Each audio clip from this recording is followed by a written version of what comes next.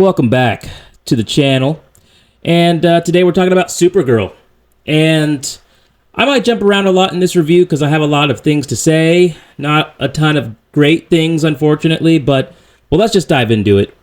What was this? Because I feel like this is not a good showing for the new DCU, right? And I think a lot of people were wondering what this new DC universe was going to look like, and so far, I mean, Superman was good, but this was, if I had to describe Supergirl in one word, I would say safe. This was a very safe movie that they made.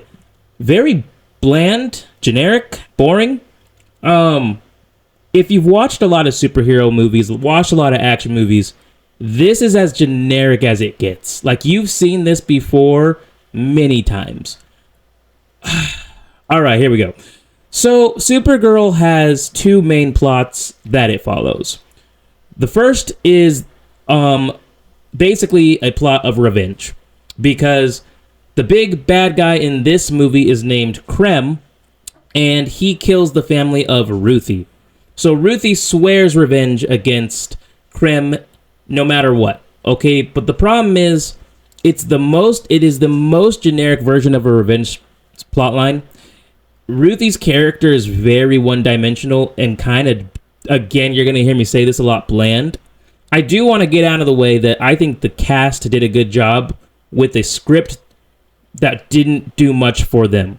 I actually think even Krem, Millie Alcock, and the girl who plays Ruthie all do a good job.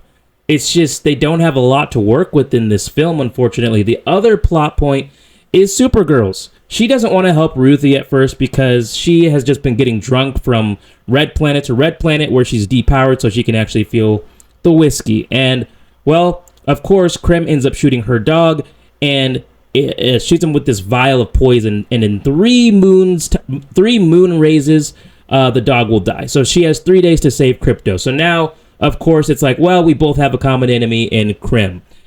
And it just felt uninspiring still. They tried to use the dog to pull on our heartstrings, and it just didn't work. So anyway, this movie, for one, doesn't look good. You're going from planet to planet throughout this movie, which I love when it comes to sci-fi films. I really do. It's fun to explore what kind of people live on this planet. What is the plant life like? What is the atmosphere like? What are their social customs? There's so much things you can do creatively. Why does each planet in this film look the same? Every planet they go to just looks the same, which is this weird, brown, dull, just color. The whole film. It just looks ugly. And that's it. I was very surprised after some of the vibrancy, some of the really great shots that we saw in Superman, and I just think there was an epicness in Superman that was lacking from Supergirl. So I did not like the visuals or the setting of this film very much at all.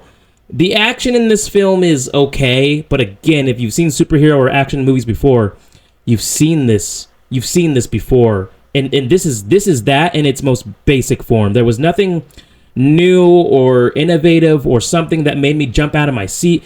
You know, the moments where I'm supposed to be oohing and ahhing, I was just like sitting on my hands.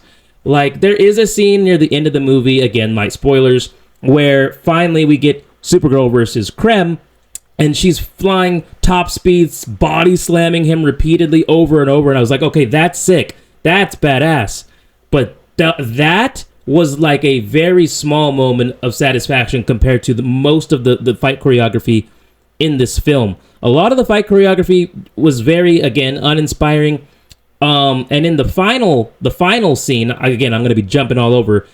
Too much slow motion. I'm over slow-mo for everything. Like, it's not the worst thing in the world, but sometimes you just got to let these fight scenes rip. I think some of these Hollywood directors have a lot to learn from anime directors.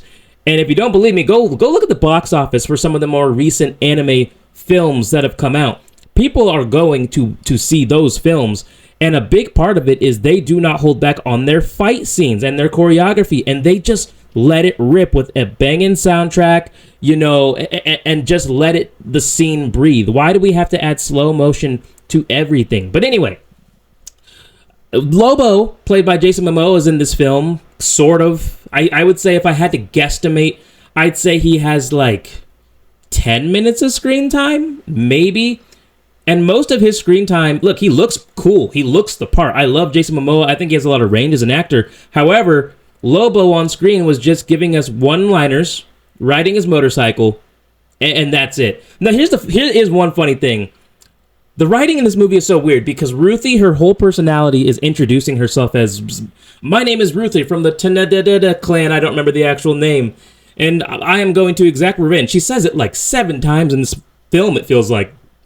Literally, Supergirl in the film, in the movie, mocks her because she says it so many times. And at one point, she's doing it to Lobo, and Lobo goes, okay, who cares? It almost felt like if there was multiple writers on this, that there was some conflicting ideas on how to write these characters. And it was just funny because it's like, yeah, who does care at this point? We get it. There's nothing else about Ruthie that I know about, that I care about. There's no real personality to her. And unfortunately, it's kind of the same. That was kind of the way a lot of the characters in this movie came across, is just one-dimensional. I actually think Millie Alcock did a wonderful job as Supergirl as far as her acting goes.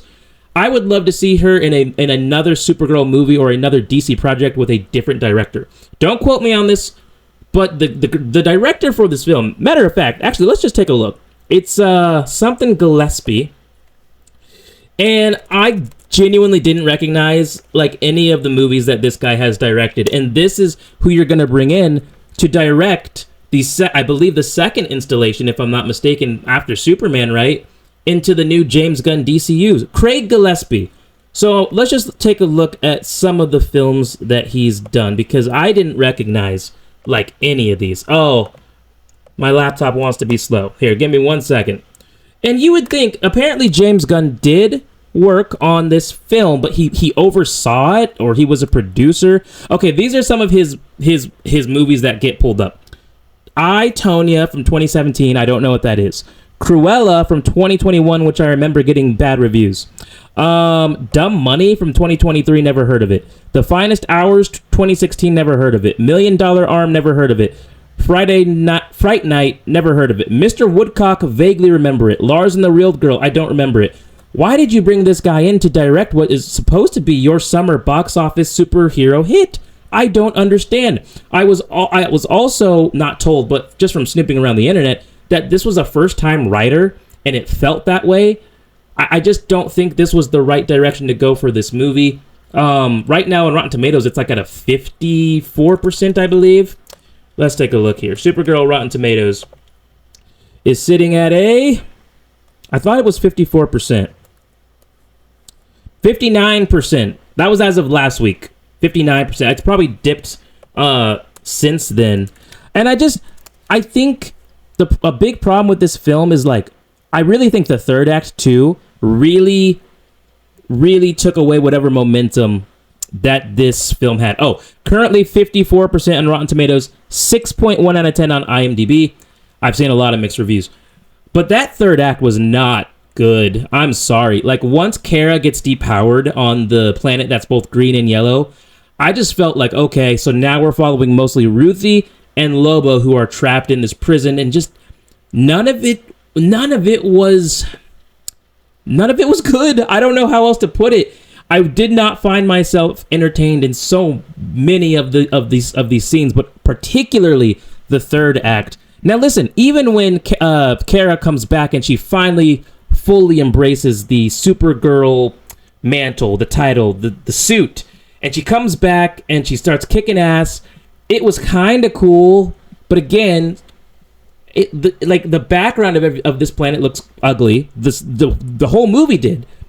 There's too much slow motion. Just let it rip. Again, my favorite scene out of the whole movie is her just flying top speed, body slamming Krem over and over again, right? That was sick. Now, some of you are probably waiting for me to talk about the song choice that plays at the climax of the film. I don't know what they were doing with the song choice. I don't know. They play a very slowed down piano. I'm sorry, but it almost sounded kind of like a karaoke version of this song. I think, isn't it by it's the song The Middle by Jimmy Eats World? Yes, but a cover of it. Here's the thing. I think it was the wrong placement. I don't think that the song fit that moment. Again, your momentum was pretty dead in the third act anyway. This is Supergirl's big moment, and you play that. And of course, there's Ruthie like taking everything in and in slow motion. It felt very off-putting. I think the original version of this song could have worked a little bit better because the lyrics did they did fit with the story they were trying to tell. That, you know, everything was every little... I can't think of the melody.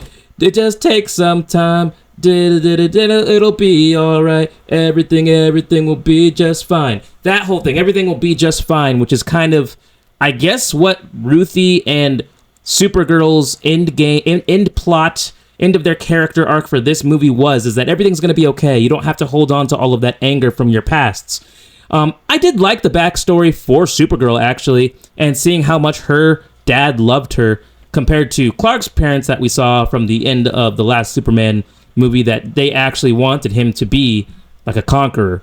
But I just think this movie felt like if you got served a piece of chicken breast at a restaurant, and this restaurant's been hyping up that they're reinventing themselves, and you take a bite and you're like, I mean, it's well cooked, but the only thing you put on it was salt and like a little bit of pepper. Like you would expect a little bit more. You're like, you didn't add any butter, some Creole seasoning, some slap your mama, some garlic, some pizzazz. And that's my problem, is that this is why people are getting superhero fatigue, is because the movies we get in the superhero genre are just mediocre a lot of the times now. Listen, at least Fantastic Four had the aesthetic that a lot of people liked, that retro, futuristic style with the white and blue colors was very appealing to the eye. This movie does not appeal to the eye. The acting's good, but the characters are one-dimensional. Like, Krem is like this, like, it's weird. He like acts quirky in a lot of his scenes. He doesn't say a lot, and even when he's facing death, he doesn't say or do anything. It's very wooden. He just lays there and accepts it. It's weird. And then the ending, you have Ruthie who wants to kill Krem. That's been her whole thing. And then Supergirl talks her out of it because you can't do it. You're gonna have to hold on to that forever. You'll live with him forever if you kill him. So she tells Ruthie to leave, and then immediately takes the sword, which is why I think they're called brigands. That's why they killed Ruthie's parents in the first place. Is it guess he had some very valuable swords that the movie never gives us any other information on. I have no clue why this sword or why her family has any significance or importance to this universe or this story at all. Anyway, she immediately takes the sword, and she goes, this is for shooting my dog, and stabs him in the gut. And she goes, this is for what you did to that little girl, and stabs him in the throat. Another thing about this movie, it is PG-13. There were some scenes that just kind of looked cheesy to me as far as the fight choreography went.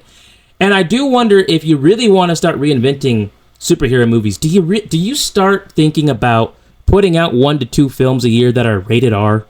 Because I feel like when Avengers and everything was getting real big, I'm 29 years old now. When all that was getting big, I was a kid. I was probably 13, 14, 15 years old, around that age, okay? A lot of us have grown up now, and they're still trying to give us PG-13 superhero films for a lot of the superhero fans that they built into these universes, MCU or DCU, that are grown up now. I think maybe some of these fight scenes could have been a little bit better if it was a rated R film. I mean, again, the best part of the film is probably Lobo, and even then, it's just kind of cliche Disney-esque one-liners. Again, he looks the part. I think this whole movie should have had a different director and a different writer, and I don't know why they needed that cover of The Middle in this movie. It wasn't needed. Of all the song choices that they probably could have had, a lot of people pointed out, why did you not use Call Me by Blondie, which was used in the trailer? The marketing of this movie did it no favors. You all saw that atrocious Supergirl cup. What was that? We all know it looked like a flashlight. It's not even the same color of the coat she wears in the film, by the way. This shows me DC is not for real. This shows me DC is not serious about trying to reinvent their universe, because this was very JV. This was very disappointing. And again, you may be surprised to hear me say now, I actually don't think it's a terrible movie. But boy, oh boy, it feels like reheated leftovers from every superhero / action sci-fi film you've ever seen ever. And they don't do anything innovative in any of those categories. The sci-fi is very lifeless and soulless. The action could have been a lot better. And what was the other category? We have action, sci-fi, superhero. The superhero genre just needs a kick in the butt somehow. And I thought that they were doing that when they came out with the James Gunn Superman. Dave Cornsweet does have cameos in this film. Actually, maybe he was the best part of the movie, because that dude just exudes Superman. And listen, when I walked out of Superman, I knew what this version of him was all about. Just a personification of hope and being human and doing good, being the best you can be, one day at a time. When I came into this film, I didn't know what Supergirl was about. When I left the film, I kind of knew a little bit more about what she's about, but also not really. I also saw that I guess the comic book, the source material that this film took from, was better than what they did with the film, and I guess they took a lot of liberties and strayed away from the source material in the movie. And apparently, in the comics, according to some people online, take this with a grain of salt, the world, the setting is a lot more vibrant and alive and beautiful and colorful, and then they gave us that. I don't know who Supergirl was for. I don't know who enjoyed Supergirl. If you did, like I always say, that's amazing. I wish I felt the same way as you. But to me, where does DC go after this? Because if their next movie is as the same quality of Supergirl or less, is DCU already dead in the water? I mean, at this point, maybe we just need a break from superhero movies, because they're not capturing super great things. Wow, I ranted about this a lot longer than I thought. My personal rating, if you're still watching, I'd give it about a 6, which I believe is in line with what it was on IMDb, and which is actually a little bit better than what it's rated on Rotten Tomatoes. But that's about as good as I can give it. I mean, even trying to think of positive things to say about it, I'm like, I think I've said them all. But guys, thanks for watching. What did you think of Supergirl? What did you think of the acting, the direction, the writing?